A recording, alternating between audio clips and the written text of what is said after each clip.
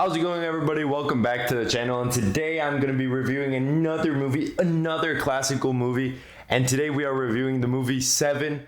I'm sure many of you guys have watched it. It has the likes of Brad Pitt and Morgan Freeman. It's an incredible movie. I watched it a few months ago, but I had to rewatch it right now just recently just to re-get the grasp of what the movie is. But I think that it's a movie that doesn't need much introduction, especially because it is a really classic movie. It's made in the 1990s, and a lot of people really liked it, and it has one of the best ratings that I've seen on one of these 1990s movies. Obviously, you have The Godfather and you have other movies that came out in this time, but this movie is extremely special just because it has so many hidden gems that come out at the end of the movie that just make it an incredible ride to watch. And having everything like I said, everything just coming out in the end, and the big reveal in the end just makes it that much better.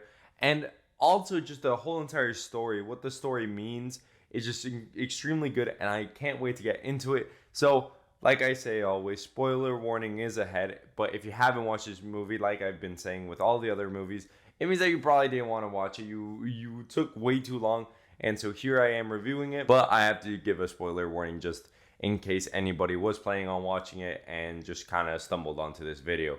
So watch the movie, then come back to this video. I promise you won't regret it. The movie is really good. So let's get started into this video. The story begins with a young detective coming in, a young cop wanting to be one of the big shot cops. You know, he was big time where he was from, and now he transferred up to New York. He has a wife, and his life is getting really good. It's getting together, but all of a sudden we find out about this killer that ate someone to death. And so that was something really weird, because especially since he put the words gluttony on the near the victim or on the victim, he put the words gluttony. And so you have that in itself already, a weird MO. If you don't know what an MO is basically what a perpetrator is known for. Let's say I'm a thief and I am known for stealing pillows. Then every time that you go to a scene and you don't see a pillow there, you will probably know that I was a thief that took that pillow, because he follows the same trends and he follows the same MO. And so in this movie, we have a young rookie cop and one that's older who is more experienced and is closer to retirement than to his prime days. And they go up against this one killer that, you see the gluttonous kill, and at the beginning you don't really see a correlation. You start off just seeing a dude that was eaten, he ate until he died, and you don't really think too much of it.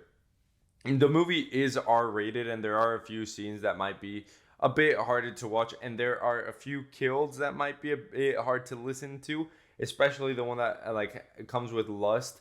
But that one is just, I'm not even gonna go into that one in this review, just because it was a pretty scarring thing to see. But like I said, I recommend the movie. It's really good. Go watch it. But it is this detective, just, you're trying to figure out with the characters what this killer is going at, because the killer always seems to be 10 steps ahead, but in reality he's 20 steps ahead. You don't even know his end game until the very end of the movie. So you have a killer that is killing in all the 7 deadly sins. His murders have to resemble the 7 deadly sins. So we have lust, we have gluttony, we have pride, we have all these different types of sins that at the beginning you wouldn't think, oh, maybe he ate someone to death and then he killed someone that was rich. You don't really see that correlation there until you start looking at the 7 deadly sins, and you start to actually realize, holy shit, this guy's actually killing people in the form of the 7 deadly sins.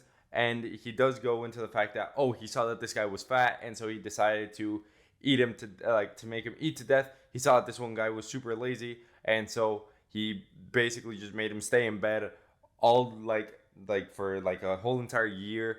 And you have the police just finding this trail that has been laid out through months. This guy has been planning it viciously throughout a really long time. I don't remember his motivation, if there was one, in killing in these very specific ways. I just know that he really hated like all of the things that had to do with the seven deadly sins. So he hated people that were greedy. He hated people that were gluttonous. He hated people that were lustful. He hated all these types of people because of some reason. And in the end of the movie, like he goes and just turns himself in, which is a really weird part of the movie because like they're still trying to catch this guy, and this guy has evaded capture already like twice or three times in this movie, and they've always been 2 steps, like 10 steps behind him.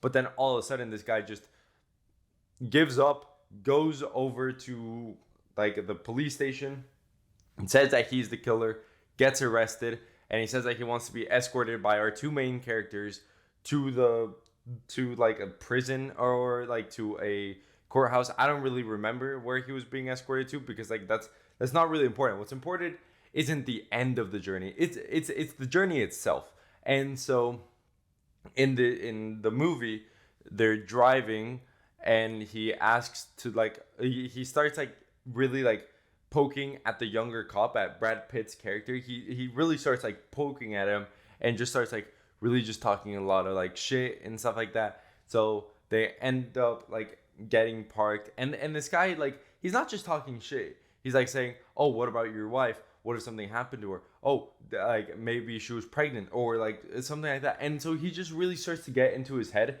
and really starts to frustrate him to the point where you like he's already killed 5 of the 7 deadly sins, and so there are only 2 left: envy and wrath. And in this scene, Brad Pitt carries him out into the desert and then just starts like saying like, "What do you know about my wife?" And so you see this truck coming in, and Morgan Freeman's character goes and he like looks at what the truck is doing out there, and they just said that they had a random delivery all the way out here, and so that they like just were there to deliver it.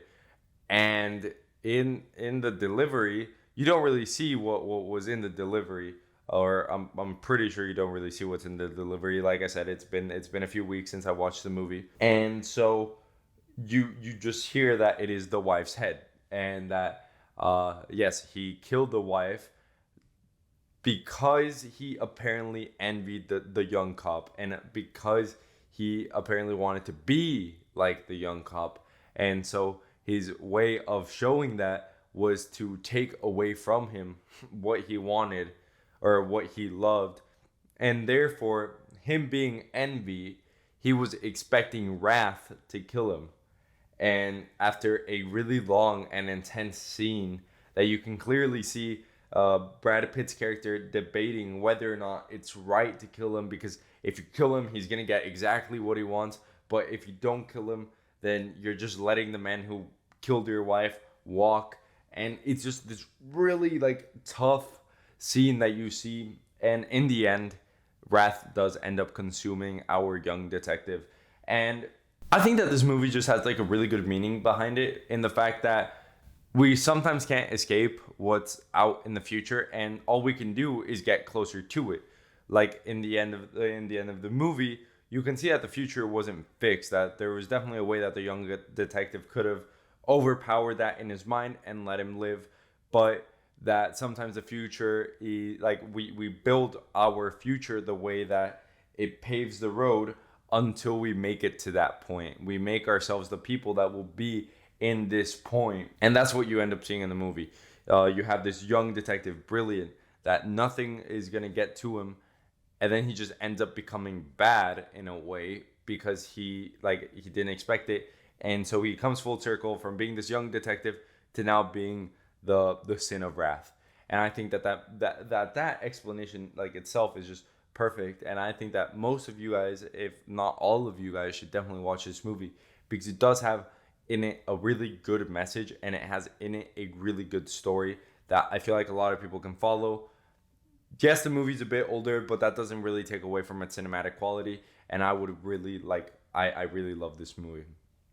For me personally, this movie is an 8.99 out of 10. It's an amazing movie. I really like it. Well, like 8.9/9 out of 10. I think that it is a really good movie. It has everything there. it's just the stakes are super high, the characters are super good, and you really like these characters. But then at the end of the movie, you're kind of wanting him to do what he ends up doing, because you can't imagine being in that situation. And so I just think that this movie just really brings out those messages really well, and it really makes the audience think a lot, and it captivates a lot of audiences, because a lot of people would think like, oh yeah, no, I still wouldn't do it, but given that situation, maybe your mind would change. And I just think that like it's a really good like brain puzzle to be thinking, what would I do in this situation? Hopefully we're never in that situation, but hey, if you are, just remember, watching the movie, what ends up happening, you will become wrath. And with all that being said, thank you everyone for watching this video.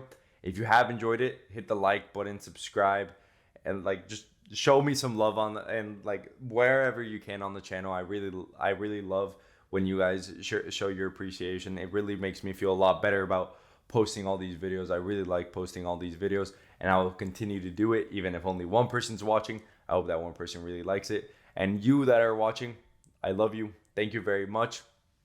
I will see you all in the next video. Bye. No, yeah, well, that's fine.